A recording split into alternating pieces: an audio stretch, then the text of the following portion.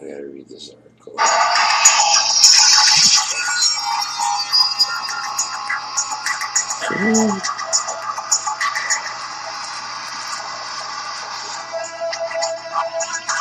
Hello and welcome to Horrific Horror Review.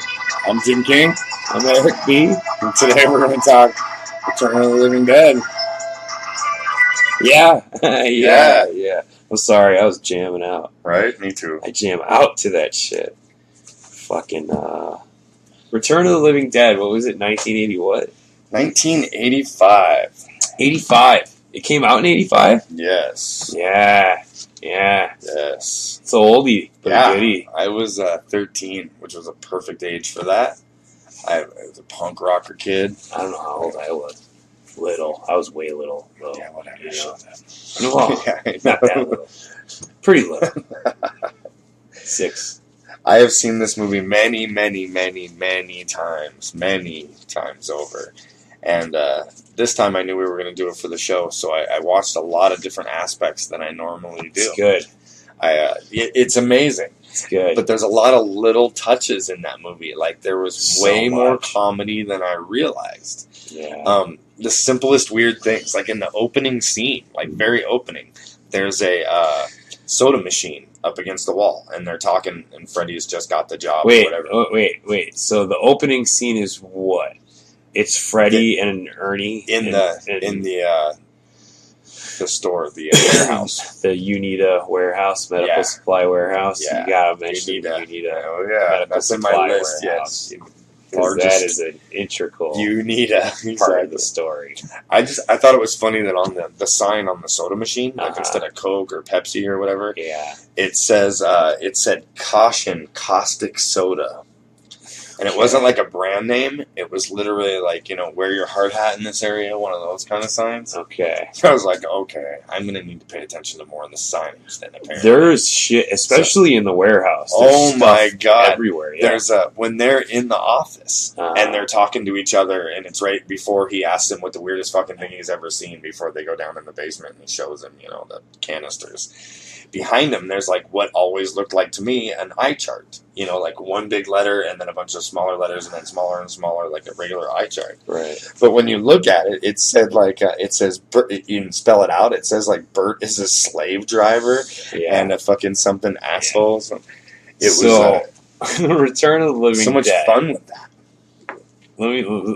Let's set up the story. Everyone's seen it. You know that. No, not everyone has seen it. Not everyone has seen it. Okay. What if they haven't seen it? Okay, set it up.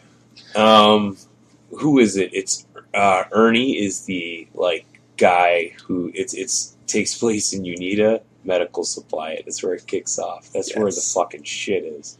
Yes. And it's fucking Freddy, the same guy who's played Tommy Jarvis in Jason Lives. And I love this guy. I like him too. I would put him into a movie. I would put that actor in a movie, in 2 seconds. I would put Freddy in a fucking movie, dude. Oh my God. Well, I'm sure he's available. Oh my God. I'm pretty sure he is. They're all pretty opens loaded. with him being the new employee. He's the new cat. You've got the manager guy, the old guy that's going to teach him the ropes, and you got the owner guy right about to dip out. Clu Gulager, Clu Gulager is a big part of why I watch Return of the Living Dead over and over and over and over and over again. He is so fucking good at this movie. Did you watch the fucking documentary? Yeah. Did you hear the things he had to say about fucking Bert, about the character he was playing? Yeah. Dude, Clu Gulager is so weird. He is such a weird guy. Very. I liked how he was going to cook himself. He was going to burn himself in the crematorium. Oh, Ernie? Yeah, Ernie. Yeah. He was Bert and Ernie. Yeah. There's another. Yeah. Just made me stop and go, so sweet. Yeah. I thought it was funny how that guy was. It wasn't even in the script that he was going to cook himself. He was going to die. Yeah. In the rain. Yeah, that was that actor's idea. They didn't want to film in the rain. Yeah. So, the rain? That was his idea. That's the kind of movie we're dealing with there. Somebody didn't feel like filming in the rain anymore, so they came up with a different story. Yeah. So anyway, we got these guys in the warehouse, right? Right. And everybody's gone and this young kid and this old timer showing him the ropes. And he's kind of a fucking blowhard loser, you know. And he's trying. He reminds me of a particular boss that me and you know.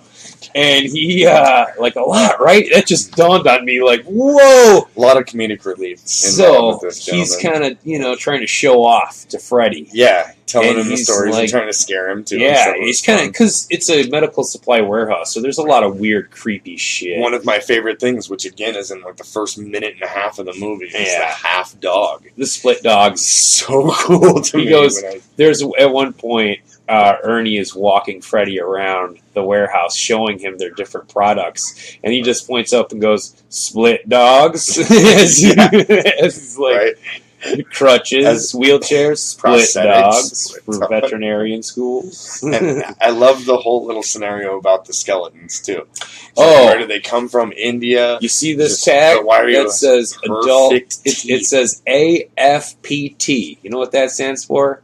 Adult female, perfect teeth. He's like, how many people you know ever died with a perfect set of teeth? I think there's a skeleton farm over in India. Yeah, and he starts laughing. And then he jabs him in the half his character is ripping him. Yeah, exactly. And he's kind of freaking Freddy out, like, as they go through the place. And Freddy's freaked out, but at the same time, like, morbidly interested. You know? Yeah. You really don't see the fear in him until they go into the morgue. At one point, Ernie, they're sitting there, and Ernie's kind of wrapping things up, making labels. And he starts in on, hey, kid, you ever see that movie Night of the Living Dead? Not exactly. Yeah. Like, he asked him what the weirdest thing he ever saw was. Yeah. But the cadaver was before that. They took him in the room with the cadaver hanging out. They show him a bunch of Freddy looks like he's just shitting himself. And like when he tells him they're going to have a whole bunch more in there. It's just one guy. Yeah. It's just one guy, and he's like a yellowish green. So yellowy, rubbery weird. Yeah. Which later on is awesome. Yeah, and what's he say? He says, well, it's kind of like the restaurant business. You don't want your product to go bad or some shit, you know? And he ribs him again and laughs. Takes it. Man, he reminds me of somebody. So they're sitting there, and he's like, what's the weirdest thing you've ever seen? Yeah, and he starts telling him about Night of the Living. You remember that movie? He's like, well, that was based on a real fucking shit. Right? It was all true. But and he doesn't say they're going to kill him. He just says they're going to sue the shit out of him. The military swooped up all that sloppy dirt and bodies and shit, tanked him up, and sent him here. Yeah, he whispers it and points. And he's like, here, why? He's like, well, typical Army fuck up. They got this shit fucked up. You want to see him? And he takes this kid to the basement, and there's these tanks, and one of them. I love how they have. There was more than one. Oh yeah, I love how it has the clear screen that you can see the body inside. It was it has a cool bubble. It has a cool bubble lid, and you open that, and there's like a window where you can see into the tank. He sprays it with Windex and wipes it. It's like a gallon, 55-gallon drum. Right, drum. Yeah. And with a window in it and a fucking rotten fucking zombie in it, just like, but immobile. Like it's almost fetal, but looking up out the window, of course. And one of my favorite scenes. He wipes it and fucking makes it so kid can see in there, and he's like, these tanks are fucking. These are cool, right? Like, these are fucking, nothing's going to happen, right? He goes, what? Fuck, these are the Army Corps engineers, man. And slaps it. Right in their faces, too. They both get sprayed with zombie fart, and fucking drop. Pass out. There's one of the coolest scenes in horror movie history. It's the opening sequence scene. It's the zombie in the tank. It's melts. It melts, man, like a motherfucker. It's a great scene. And you see the layers, awesome too. like a fucking candle, man. It was awesome. It did look like a candle, pretty much. I think it was made of wax, actually. Yeah, it was liquefied. It melted like it was sweet wax. Though. It was amazing looking. It was whoever made that, like they. With layer by layer by layer. Like, it was the Tarman is amazing all in himself. He's a great movie monster, the Tarman. I love it. I should have included him in my Pantheon talk about the Pantheon of monsters that exists in, like, the Universal guys, and then there's our guys. He's one of our guys. You know what I mean? Right. For sure, Tarman. He's a great classic movie monster. So good. And I learned a lot about him actually. His name's Alan Troutman, and he was a puppeteer before that. He worked with Jim Henson and Sid and Marty Krofft back when they did Krofft Superstars. I don't know if you remember that show. I watched it when I was a kid. It's probably before your time. Probably. It was kind of a Sesame Street thing with like a hippie weirdo twist to it. Totally don't remember this. Yeah, so Krofft Superstars. Look it up. It's fantastic. I will. It sounds amazing. That guy, he was super, super skinny. Super skinny. So they could put those layers on him to where the skeleton moved on the outside was awesome and creepy and holy. He moved like he was falling apart. He did. I loved how wet and moist he looked. Well, he was slipping around. Did you see him? Oh, yeah. You see the floor? Oh, yeah. He was like slipping and sliding all over the... I think it helped him, his performance, actually, because he was just... It put a little swagger he went in with it. You know? Like, I really liked that character. It's one of the few action figures that I bought that's still in the box, and it kills me daily. I walk by it and I go, I'm going to open it. I want to play with it. I just want to just handle it. I love how after that gas goes off, one of the first things you see when they come upstairs, you don't know what's exactly happened yet, but you see there's a picture mounted on the wall, and the butterflies are flapping. Everything that was dead is now alive. So after this tank farts in their face, this green zombie fart juice, and it's a medical supply warehouse, so everything that was dead at one point is now alive in this place. Yes. The split dogs are howling, the fucking butterflies and the thing are fucking waving their wings. The cadaver is screaming bloody fucking murder in the fucking freezer.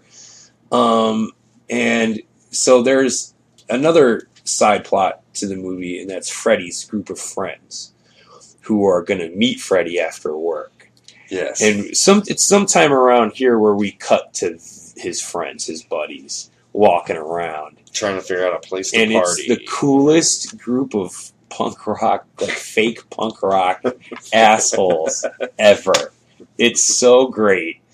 It was probably this and Repo Man was my Southside Chicago introduction to punk rock culture. Right. Repo Man and Return of the Living Dead. One was more realistic. One was way more Hollywood and kind of contrived. But it was fun. It was Which I thought was funny, too, is this movie is supposed to take place in Kentucky. It is Louisville, right? Yes. And they took a picture of the front entrance of the cemetery. Yeah. And then backed out of the whole thing and filmed it all in LA. Wow. Okay. So there's literally only one picture seen, and it's that cemetery opening thing. That's right. They're always, we need a place to party. Yeah, and that's why they're going to go meet Freddy, is because Freddy always knows where there's a place to party. And now enter, we have to call suicide because he's the only prick with a car. Another punk rock. He's kind of the leader of the group. He seems like the de facto charge kind of cocksmoker, right? Like they kind of, but he's super deep, unspoken kind of leadership. I think this is an outfit. This is a way costume, right? This is a way of life. Dude, Suicide was very like punk rock. He was like true punk rock, right? Deep. This is a way of life. And I don't work. Right, exactly. I don't have gas money. I love this car. It's all spray painted. Fucking. Who cares? Get out of my way. Who cares? That was my favorite thing he had. That was the most punk rock thing he had. Yep. Spray painted his car. Who cares? Scud's a pretty realistic looking punk, though. I got to admit, he's like the little one, the trench coat mohawk. Yeah, he's like more of like, and he said it in an interview. He was going for like the more British late 70s British mod punker, exploited, and he did it. He did it really good. Yeah. It was really good out costume. Well, there's one character. Oh fuck! I gotta check. Hold on. I gotta look at this guy's name real quick. While you do that, I'm gonna bring up the front story about how this is not Romero related at all. Oh, the reasons for this movie being made in Dan O'Bannon. It was written when Russo and Romero split, and they decided together that they could use the George Romero could and the other cat who made John Russo, Night of the Living Dead, correct? Yes, Okay. yes, they made it together. Co-wrote, I guess is what it is. Okay. And this guy went ahead and wrote the sequel, Return of the Living Dead. Okay. But it was a true sequel to the movie. And ended up selling it to this guy. I believe his name was Tom Fox. But okay. Don't quote me on that, but I think. And he was shopping it around to make the movie. It was supposed to be produced by the dude who did Texas Chainsaw and Poltergeist, I think. And he tapped the shoulder of the guy who Toby Hooper? Yes. Yes. He was producing it. And he's the one who came to Dan O'Bannon. Okay. And that's when he said that he would do it, rewrote the script to not pay so much homage to Romero's style. It wasn't a direct sequel anymore. Not at all. He didn't want to just jump on the coattails of what was then Dawn of the Dead. And because Dawn of the Dead had been made. A sequel to Night of the Living Dead had been made at this point. Basically, yes. They hadn't made Day of the Dead yet. Right. But Dawn of the Dead. He put an untouchable classic. He put the two things that he could think of that Romero didn't do. He put gratuitous nudity. Yes, he did. And he put comic relief to it. There was nudity in the Living Dead. But it's a different kind of nudity. You didn't want to fuck those people. No. You wanted to fuck trash. Exactly. Everybody did. I think that's why... except for Suicide. He told her to pay respect to the dead. Get the fuck off. He's so deep. funny. He's so punk, fucking man. deep. He's so fucking punk, Suicide. Fuck. So, which sucks. He's the first guy. It was an interesting read and a documentary to watch about how this film got twisted into what it was. Yeah. Which... They say cult classic, and I buy into that term wholeheartedly. Oh. I fucking love this movie. It's got some of the greatest characters. So the effects, one-liners, fucking kids, soundtrack. They at some point they end up at a cemetery across the street from the Unitica Medical Supply. Waiting for Freddy. They're waiting for Freddy. Freddy gets off at 9. All right, well let's go hang out in this fucking cemetery. That's a pretty punk rock place to hang out. And I noticed something today too. The weirdest thing: Suicide gets out. He grabs a hammer and he breaks the chain off the cemetery gate and a box full of flares. Right? Like that was an opening thought. Obviously. I need my fucking flares. Yeah, I was like, why you need your flares? Because we're gonna fucking party, you fucking pussy. Right? And now it turns into killing time in the cemetery. Yeah. And they do see Freddy going by at that point when they start partying in the cemetery. After they start partying that's after. So at one point, now we're back to the warehouse. They wake up in the basement, and they're like, "What the fuck, you stupid asshole!" And he's like, "Watch your tongue, boy." And they can't breathe. They're all sick and shit. They're dead already. They're dead. They just don't know it yet. Exactly. And they're room temperature. Yeah. And they're like, "What do? We call the boss." So they call Bert. No. First, before they pop to the boss, his great plan is he'll just spray Lysol. And knock down. Yeah. At one point, he sprays Lysol. That was my favorite part. They call the boss. Fucking disinfect. Clu Gallagher comes back. Yes. And he's like, gives him, a fucking lashing. You stupid fucking you asshole. You ruined my 4th of July weekend. And I could get fucking, I could lose my business. I could go to jail. What the fuck, you stupid asshole. You had one thing you could never do, and you fucking did that one thing. You stupid fuck. You can tell he's used to this guy fucking up. And the cadaver is beating down the door. It's screaming. It's screaming. And he's like, so in the movie, you said what? They kill the brain, right? Yeah. And they're like, yeah, that's what the movie said. So he grabs a pickaxe through this motherfucker's head. And he's like, okay. And then there's this super tense scene where they're holding him down. They undo the combination lock. And he comes running out. Right at Bert. Right from the get, knocks him down. And he's naked and yellow and dead and screaming the whole time. Rubbery looking, even animated. And he's at one point and bald. They hold him down and they cut his head off with they put the pickaxe through it first. Oh yeah, that's right. And it does nothing. He just starts screaming more. His arms are beating on the ground and shit. I think it hurt. And so he starts screaming once they pickaxe his fucking head to the floor. Now he's angry. And then they cut his head off, and it's like that's not doing anything. Saw through that. And it was the face, the eyes are still open. It's really still good. Around. Really good so cool. practical effects in this movie.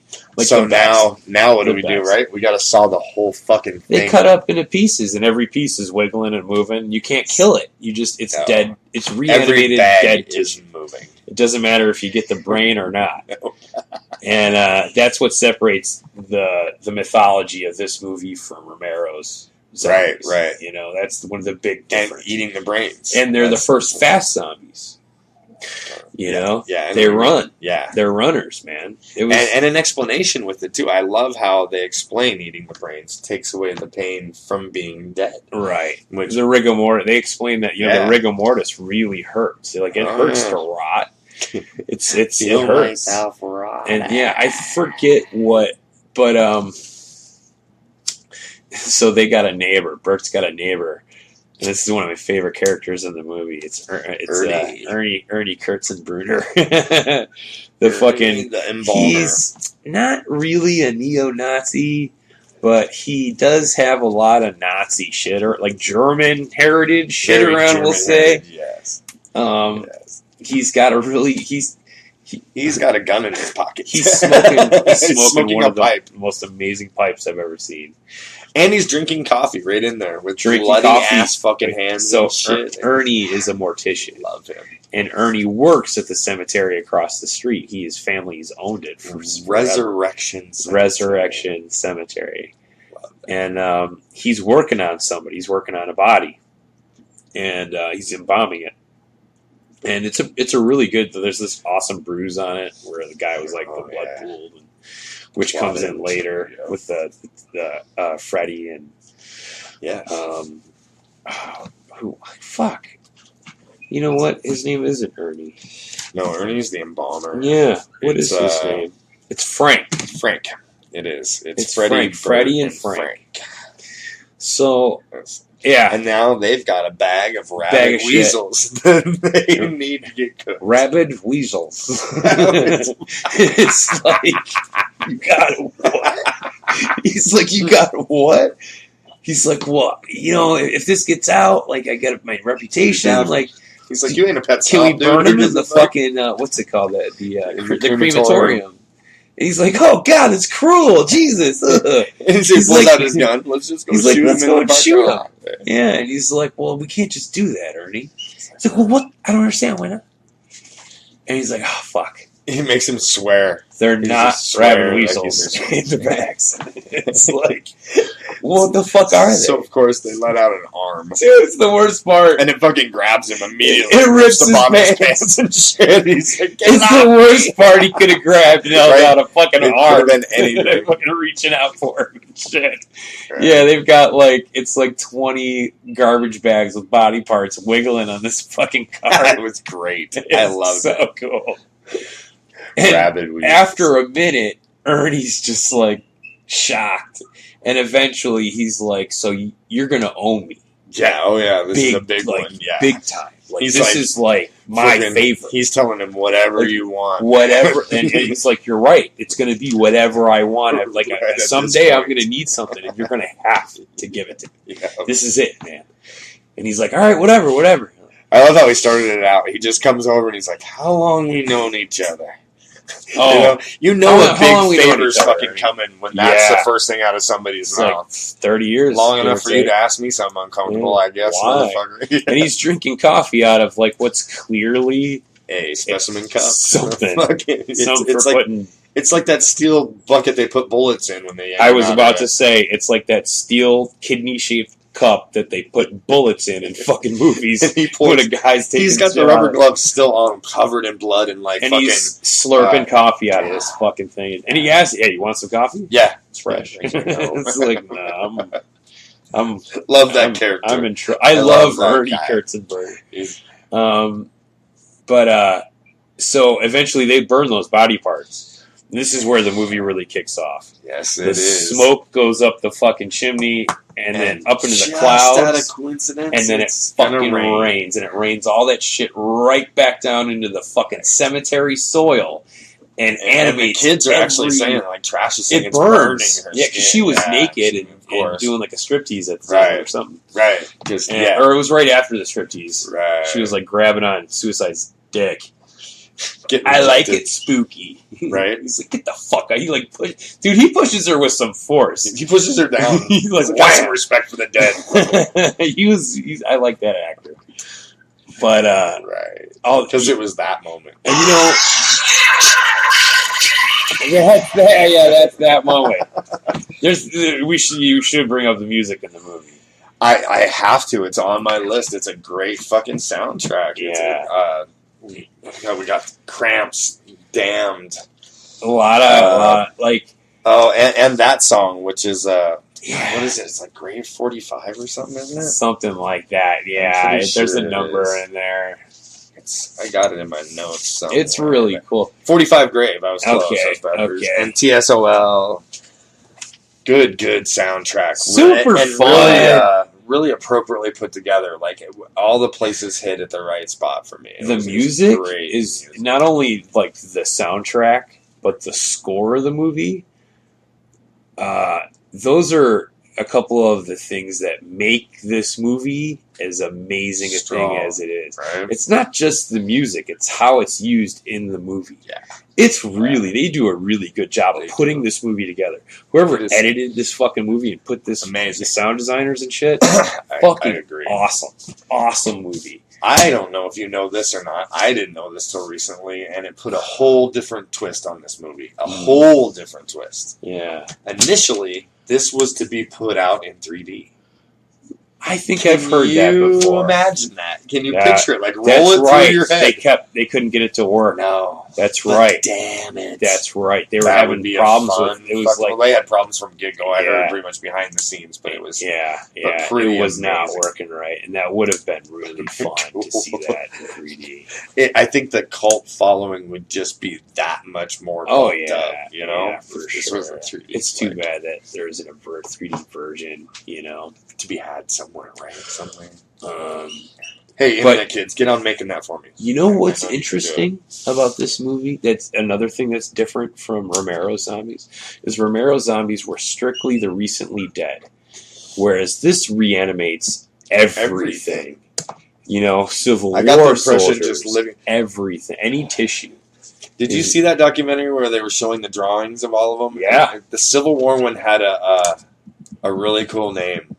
Did he have a name? Yeah, they all had names. Every character had a name. Like, there was Beardo, and he had a big beard and stuff, and it was like it was Reb something, Johnny Reb something. It was good. It was because he was a rebel soldier. They all had really cool outfit names, like very fitting names. Great zombies. They weren't just fucking top of the line on so many different levels. They were characters. They were characters. So the first one you got a real good look at and crazy had no legs.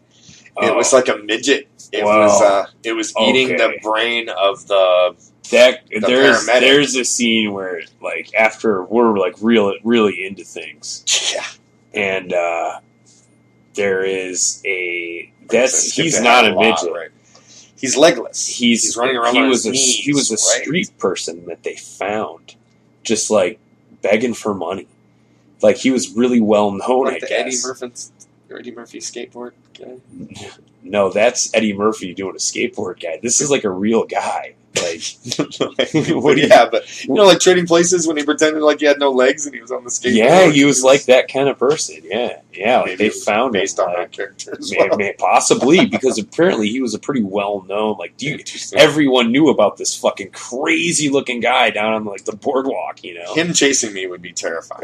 When he gets up and chases fucking Ernie Kurtzenbrunner, it's terrifying. Like, that was, I remember watching that part as a kid, like a little 6-year-old kid, and being like, holy fuck. That really bothered me. Me too, big time. Big time. And the lady, which we'll get to later. That actor, so they bought all these calves' brains, that for the brains, and they apparently they sat around refrigerated for a couple days, and that street guy was just eating fucking brains like during every shot, like he was going for it because he's like throwing money at him. And he's like, for every bite you eat, you'll get $50 or whatever. So he's just right. And eventually he got really like sick, like really sick, like he probably could have died. Like he, like you know what I mean? It's brains, bro. Yeah. Rotten brains he's eating. Yeah, real. They could never get away with that today. No, but that's like the kind of filmmaking that this was. It was all over the place on so many different levels. Exactly. It reminds me on so many levels of Repo Man. It's not even funny. It's weird. It wouldn't surprise me if they're somehow related. That kind of movie making isn't made anymore, in my opinion. I haven't seen a movie like these movies in a long It had a lot going for it with the comedy relief and the really top-notch practical effects and the makeup. Like, it had a crazy budget. So, okay, if you're talking comedy relief, I gotta talk about Miguel Nunez. The one, he's the one black guy in the group. Yes. Apparently his name is Spider. Yes. And I rarely hear his name being spoken on screen. The rest of them, I hear their names. I didn't know his name for the longest time. I don't recall them ever calling him Spider. I'm sure they must at some point. Maybe no. It might just be in the cast list. Miguel Nunez is so fucking funny in this fucking movie. Again, a seasoned veteran of Friday the 13th. Friday the 13th, him and Suicide were both in the same one. As he's not the same guy, or he is the boxer in Manhattan. No, it's not same guy, but they have a very similar look. Like, very similar. Like, it wouldn't surprise me because they bring characters back around. More like Dominican Republic. That same kind of comedy relief, too. Similar, yeah. Man, that guy. Okay, go ahead. He added so many motherfuckers and fucks to his fucking lines, it's not even fucking funny. Right. Like, it just came out. I was how many block the door, stupid motherfuckers! Like, that part wasn't in the movie.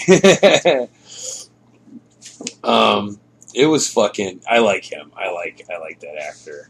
Apparently, all the ladies on the set liked him too. So he was fucking everybody. We worked at a cemetery. We sure do. So let's recreate just that moment for a minute. Okay. Do you think? Okay. If we were in our building, we could come up with that 150 pieces of plywood and those 13 boxes and nails. Never. And the axes and I was like, they had lots of lumber. They did. For how many windows there was? There was a lot of the coffin closet where you keep it, and it's full of lumber. It's full of plywood. Well, maybe the crates that they come in because we bust ours down there, but that's still shitty plywood. But thin plywood. A lot of wood. But it was a lot of wood. That was like, man, lucky you guys that was around.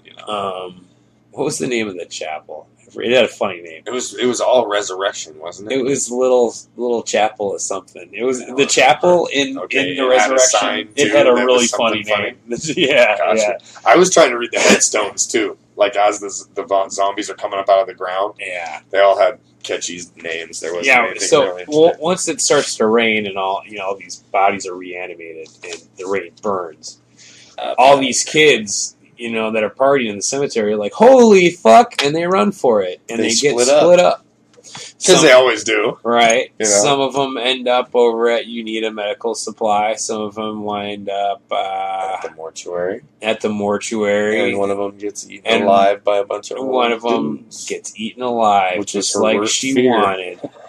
You ever think about dying? Such a horrible character. I try not to think about dying too much. Right? What's wrong with you?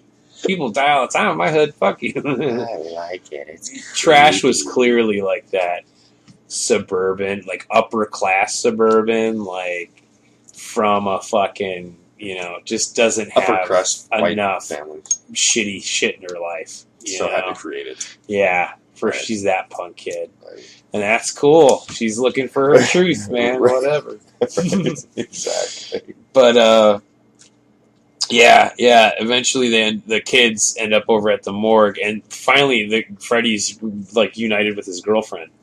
like, we've been looking for you, what the fuck? And he's Tina. dead. He's dying and screaming, and I can't move, and his fucking joints are cricking and cracking because rigor mortis is setting in, and they call the paramedics, and then the paramedics come and you're at room temperature. And it was funny how that went down though. Like they switched their stethoscopes back and forth, and then they took the temperature, and then technically you guys are room fucking temperature. You got no pulse. Technically, you're dead. Are you telling me you're dead? I'm dead. Like, well, no, you can't be dead because you're talking and shit. Right? So we don't know. We're gonna have to take you to the hospital, and the paramedics get eaten. It's pretty basically like a free for all from there. Like, there are so many zombies in this movie from that point on. Yeah, it's like 100+ from there on. Oh, it's so many. It's so many, right? They're busting in every window. They're running. They're running. They're fast zombies. And they're talkers. They're talkers and thinkers. They are talkers. I like a lot, too. They talk. I liked how dude hopped into the ambulance and it said, send more paramedics. Send more cops. Great. Yeah. So that brings me to my favorite. They're not stupid zombies. The half woman upper torso. Yeah, she killed Scud. She bit it right through his skull, and they hacked her in half. And they got her in through the window, and they're holding her down, and she's like, and Ernie wants to like know more about the zombies. He wants to know more about what they're dealing with. And he's like, look, he's like, she's okay. Responding. And he's like, you understand me? And she's like, yeah. He's like, you can hold her. He's like, she's okay now because she ate brains. She's kind of like, docile at least. Like, So they strap her down anyway. They tie her to a fucking table. Which I love everything about this character. I love the voice and the lady that they got to do it. The guy's spinal name fluid is, coming out of the end of her spine. His name was Tony Garner, the guy who made it. And he was like 19 when he made this fucking talented kid. He went on to do special effects for Zombieland, Smoking Aces. He did the old man look for Jackass. Oh, fuck. Right? You're losing me. 127 hours. Something about Mary and Shallow Hal. Okay. So fuck. So, he left making good money. Monster stuff and made a bunch of money. He's making good fucking money, yeah. But that's all that matters. This torso, and it affected me. Clearly his best work. The age that I was at, it was weird that she was topless. Oh, like her gross, droopy mummy boobs? Mummy boobs, exactly. They were real droopy. tight stretched, and she was in so much pain, and she was the brains. That's when they talk to the zombies and learn that it hurts to be dead. That the reason why they're after them is because they want to eat your brains. Take away the pain. And why do they want to eat your brains? Because when they eat brains, it's kind of like morphine. Like it takes away the pain of being dead. And only temporarily. And it's so not for long because before long she's screaming, brains, right.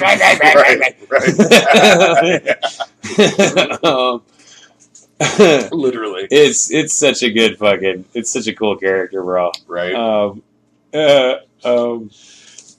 So at some point, the Freddy and Frank, the guys who have been poisoned at the beginning, they're really dead. They're really like starting to really go bad.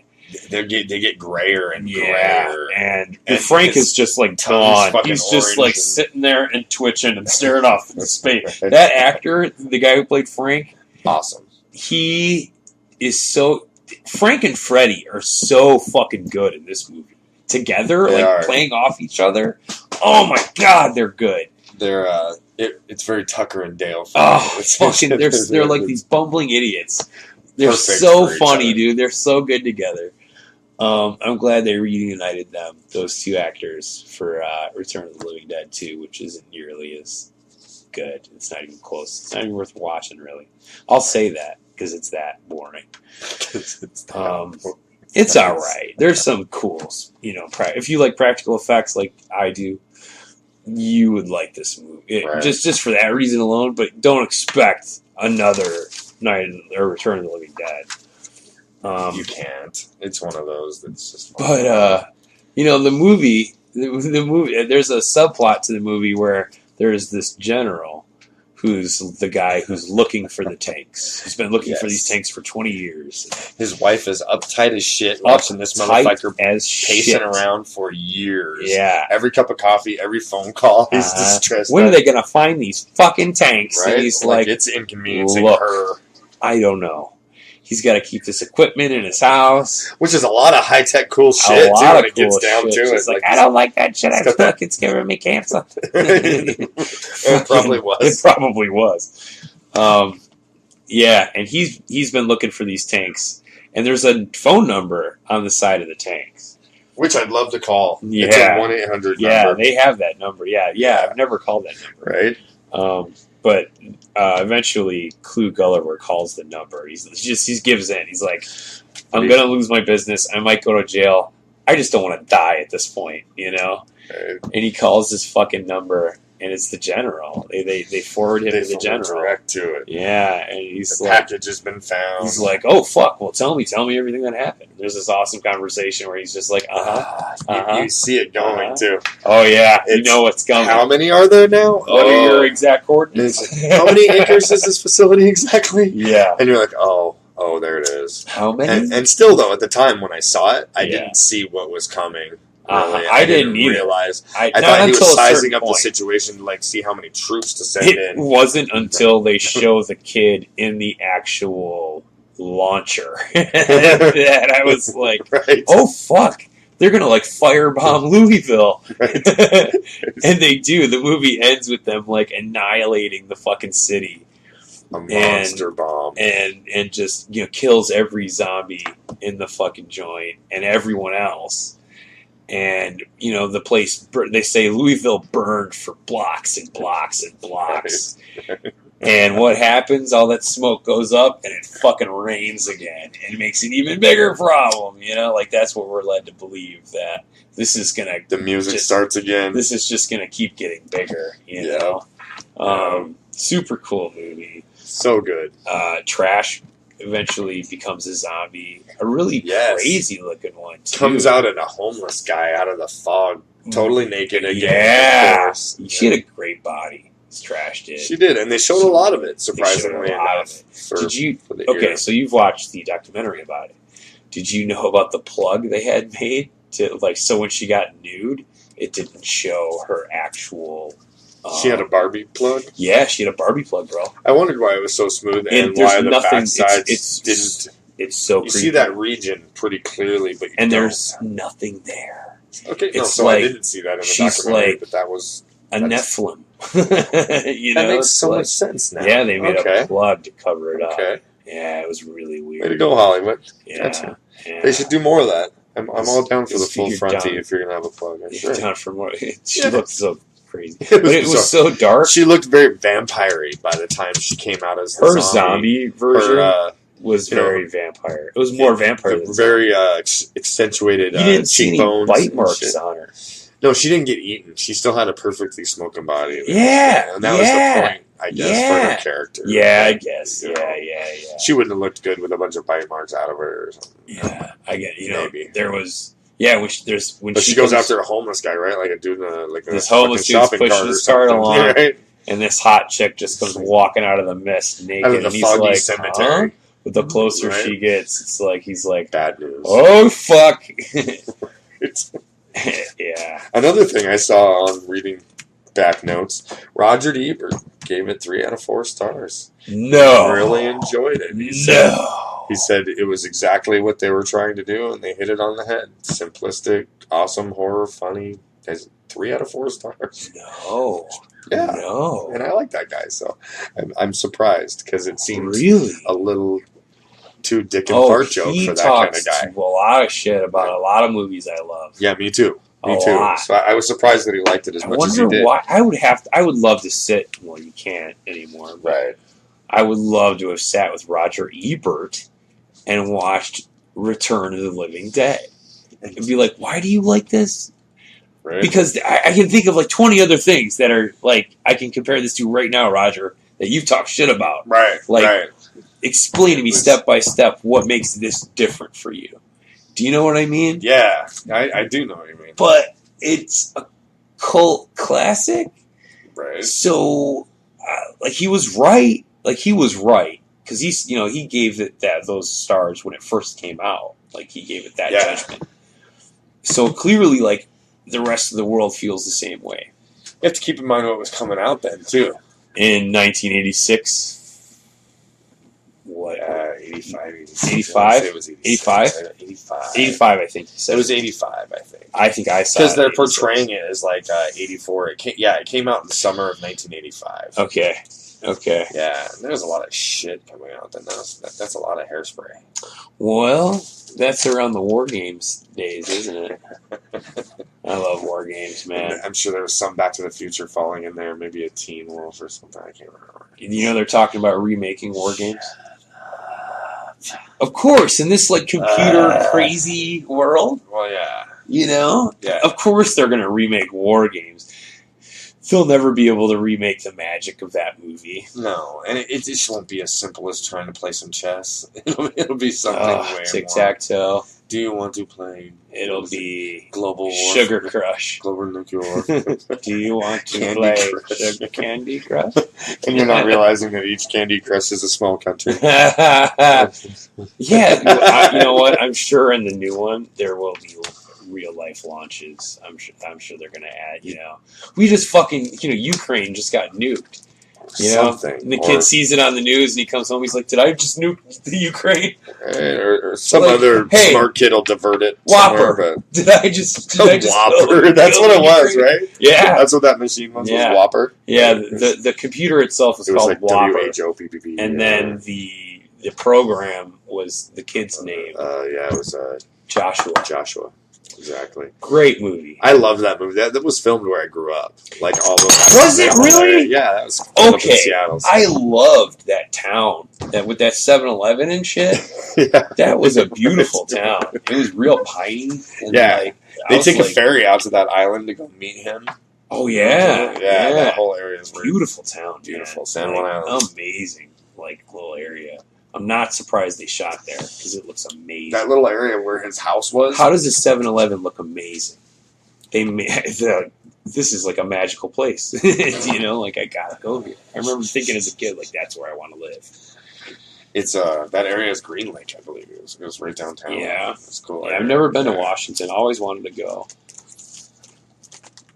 A lot of great bands. The music scene, the culture, it's got a lot going great for city. it. Unfortunately, there's just too many fucking people now. Great city. It seems really expensive. It is very expensive. Yeah. But it's one of those cost of living places, too. I don't know. I guess I just saw something. Yeah, lots more. Yeah. Well, then there you go. I was 16 and I worked at Subway and I make more now by maybe 2%. Yeah, I get paid, Well, the cost of living is so low out here in Phoenix. Yeah, but I get paid shit, so what does it matter? It all equals out in the end. What's wrong with you? A one-bedroom apartment in Seattle, you've got to make like $30-something an hour. Oh, I hate the snow. Oh, shut up. Right. You don't know hate until you fucking worked out in 110-degree heat all day. That's hate, baby. So on that note, you should see this movie. Everyone should. If you've never seen Return of the Living Dead, you will be an instant fan for all the right reasons. Immediately. It's got all. It's a full package. It's the whole deal. Yeah, that's it's really good. It's great characters. It's great characters. Great character design. It's fucking and a top-notch horror movie too. Don't let the comic relief fool you. There's a lot of gore. There's a lot of good times. Good, really good practical effects in this movie. When really Freddy finally turns, we didn't even touch on that, but when he starts, he wants to eat his fucking girlfriend. So his girlfriend, eventually, Tina. They lock up Freddy and Frank in the chapel because we're afraid they might hurt somebody, right? Because they're getting weird. And Tina's like, "Well, I'm staying with Freddy." Of course, the supportive girlfriend. They're like, "All right, well, we're gonna have to lock you in. You know that, right? Right? Like nail you in." She's like, "I'm staying with my man," which was a bad decision. Tilly wants to eat her. Yeah, that was a bad decision. He goes after her. She starts freaking out. They go in to save her. During the commotion, Frank sneaks out. Yes. And goes and finds the fucking crematorium. Takes off his wedding ring. Because he's talking about his wife the whole movie. Yeah. I gotta call my wife.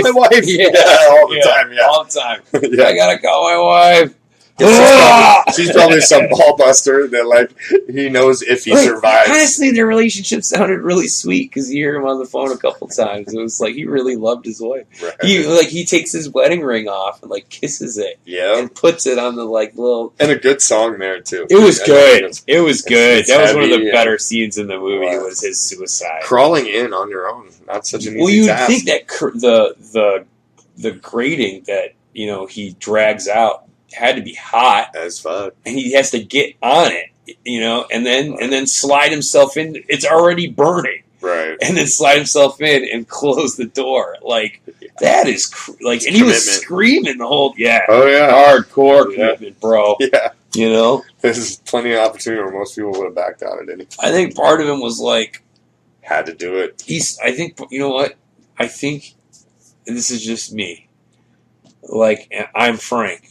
And the relationship he has with his wife, and he sees Freddie go after his girlfriend. Right. I think he's like, I can't do this to my wife. Right. And then he goes and kills himself. I think that's what that's the feel I got from it too. For sure, right? Such a good movie, bro. So good. It's so good. Return of the Living Dead. Not Night of the Living Dead.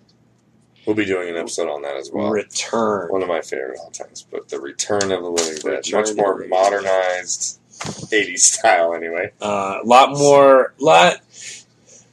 It's not as deep as Dawn of the Dead was. Dawn of the Dead's super deep, man. Right. It's like, let's look at what's wrong with our society. Exactly. Type movie. This is questioning humanity issues. Yeah. Deep existential Yeah, we're all shit, pieces of shit. Whatever.